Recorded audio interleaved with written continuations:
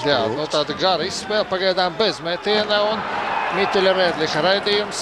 Arī pa vārtu. Tiešām ļoti ilgi mums rādīja. Jā, īsti mēs neredzējām, kas tad notika. Jācer atkārtojumā redzēsim, teiksim tā, ļoti īpatnēja rādīšana pagaidām šim hokejam.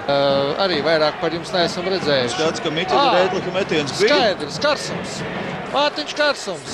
Bruklers atsita, ja pa stabiņu trāpīja, nav svarīgi. Nu, katrā ziņā viņš pazaudēja Rīgu no savu redzesloku. Karsumam 14 vārti. Spēlēs viņš nespēlē, tagad atkal ir laukumā. Un Rīgu vārtos! Jā, nu tādi zināmā mērā kuriozi vārti. Kāds pielika nūju.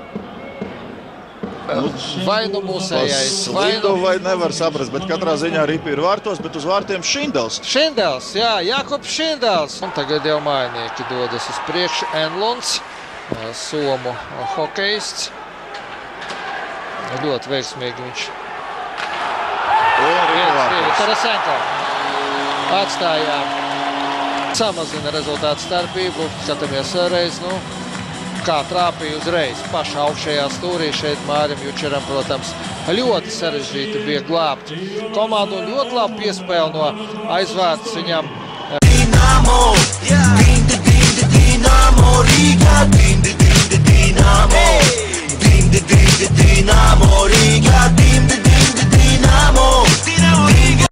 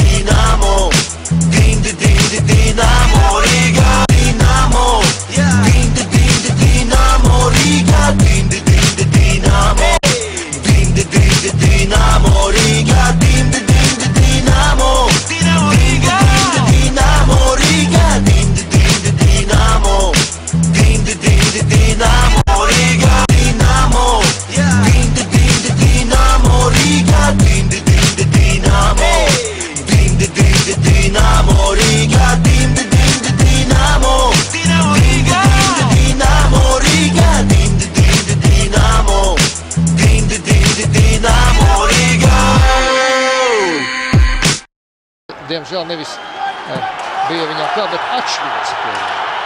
Mums bija 2-1. 5-2.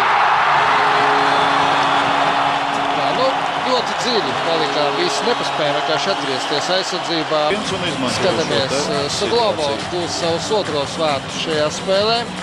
Viņš izlīdzināja rezultātu, viņš guva arī 5. vārtus. Pateicoties viņa pūliņiem, tā tiek saglabāta. Ozoliņš. Un Ripa vārtos pēc Mārtiņa Cipuļa piespēles. Teicam piespēle Ozoliņām un vārds šajā spēlē Sandim Ozoliņam. Rezultatīva piespēle Cipulim. Cipulim tā ir 6. rezultatīvā piespēle. Un rezultāts kļūst 3-5. Šodien ar Magdgorskis Metalurgs spēlē, otrais periods 0-0 tur, jā. Miteļs Rēdlis arī šajā brīdī skan sirēna par spēles beigām. Otrā uzvara pēc kārtas Novosibirskas Sibīra komandai.